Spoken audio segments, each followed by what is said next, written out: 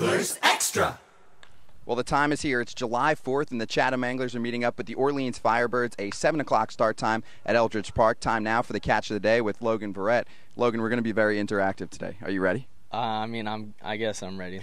All right, first of all, though, the other night you pitched 7 no-hit innings and then taken out after that 7th inning. Is it on most pitchers' checklist to throw a no-hitter at some point in their career?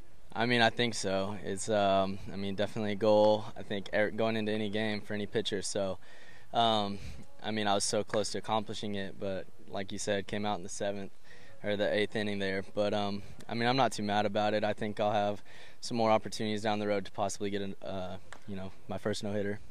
So this year, though, compared to last year, already a very hot start for you and had a decent summer last year with Chatham as well. What do you think's been the difference so far? Is it your command of pitches? I think consistency has a little bit to do with it. I came into this summer with the goal of eliminating the number of walks that I had last summer, and so far it's looking pretty good. And I think that filling up the strike zone, really making the hitters put the ball in play has made a little bit of a difference.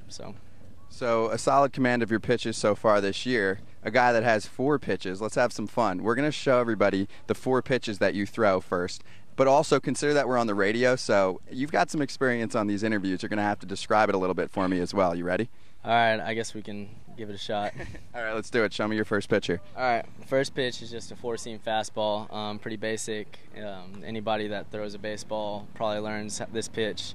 You start off, you make a U with the seams, and you turn it sideways to the left, and so you have your 2 fingers over the U like that. I guess it kind of makes a backwards C, and then you have your index finger and your middle finger going over the U with a little bit of separation between them, and then your thumb just directly underneath. And you want some space in between the ball and your hand, so you don't want to suffocate the ball, we say. Now, when do you prepare that? Is it in your glove? Yeah, it's I usually have that grip already in my hand. Sometimes I'll have my slider grip. It just depends. But before I start my mechanics, I usually have it. What's next? Next is the curveball. That's number 2. You take the U, like we were talking earlier. You have the U with the seams, and then you put your index finger and your middle finger together, and you put it on the right side of the U.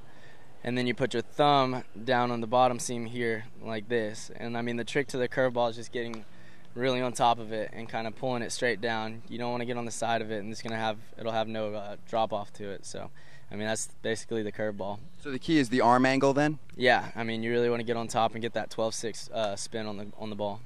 And next, number 3 is the slider. Very similar to the curveball, except for the fact that your fingers are a little further down towards the bottom of the U. I like to put the crease of my fingertips there at the bottom of the U.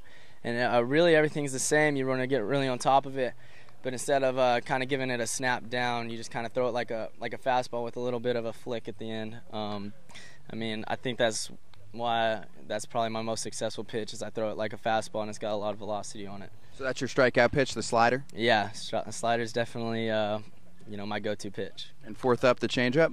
4th up is the changeup, and I throw a circle change. There's a lot of different ways to throw a changeup. You go back to the 4-seam grip, but what you do is you're not using your index finger at all on top of the ball. You use it to make a circle with your thumb on the side of the ball, like that, and then you put your other 3 fingers, your middle finger and your ring finger and your pinky, on the side of the ball, on top of the ball and on the side of the ball. And the trick to the changeup really is kind of getting it to turn over, so it'll dive on the righties and kind of go away from lefties. So you get that spin on the ball, and you just want it to roll off your fingertips, and really the grip's what does all the work for the changeup. When do you want it to drop? Right as it's about to reach the plate, I guess, and I guess the best time for it to drop is when they're swinging, so they can miss the bat. Yeah, excellent. Very nice. A great tutorial for anybody learning how to pitch at home. Now let's have a little more fun. The other night, last night to be exact, an 11-inning game, no score through 10 innings, looking for a little bit of a rally. You were one of the guys leading the charge in the dugout. Can you show fans and tell fans what was going on in the dugout? Well, we've played so many extra inning games this year. We feel like we're veterans in this But I mean, we start off every extra inning game or in the bottom of the ninth or anything with a simple rally cap, and we just kind of build off from there. I think last night we had about 4 of us with fungo bats in the dugout, and we were using them as snipers, trying to shoot down the other batters whenever they were getting ready to swing. You know, the other team, Harwich, countered pretty well. They had like a full army over there, like the Continental Army or something, I don't know. So they're pretty well thought out, but we came up with a new one. I've never done this one, but yesterday we were actually rowing. We had the bats. We straddled the fence in the dugout. Go ahead, show me. And we were just rowing, and we even gave a stroke call, you know, stroke.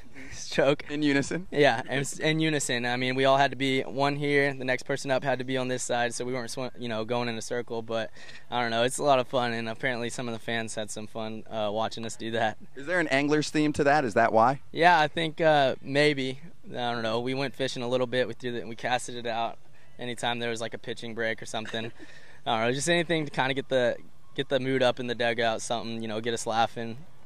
Thank you for that. Let's finish off the interview. Just a couple questions about Team USA. Colton Wong, one of the leaders in hitting so far in the league this year. He's a guy that was at Team USA last year, a guy from the University of Hawaii who gets the invite this year, has just decided he's going to stay. What was your situation this year with Team USA? I mean, I just had such a great time up here last summer. I mean, I got a little bit of the Team USA experience going to the trials and actually trying out for the team. Wasn't fortunate enough to make the team. There's a lot of great talent there and great players. But I told Coach Schiff last summer that I'd be back up here regardless of if I got invited or not.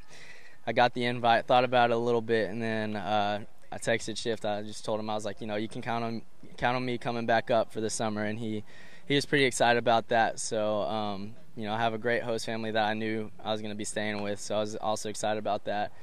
For Colton Wong, I think it's kind of a little bit of the same thing. He went through the experience last summer. He was actually on the team, got to travel, and this is his first summer in the Cape. So I think he's got a little bit of a taste of this and has just enjoyed himself. Like I said, I mean, if I had to go back and choose again, I'd choose the Cape. I mean, it's obviously a great honor to play for Team USA and have that jersey with your name on it, but really, I mean, for developmental purposes and I think getting seen by scouts, this is a place to be.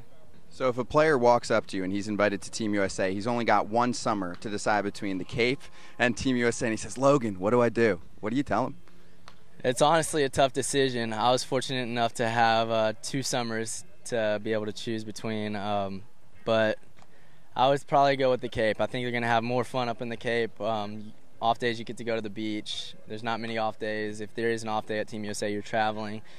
So I would say the Cape. It's, I don't know, a tough decision, but probably the Cape, yeah. Thanks, Logan. Great interview, and thanks for all the interactive stuff. I think people are going to appreciate it. Yeah, I felt like a little bit of a clown, but that's all right.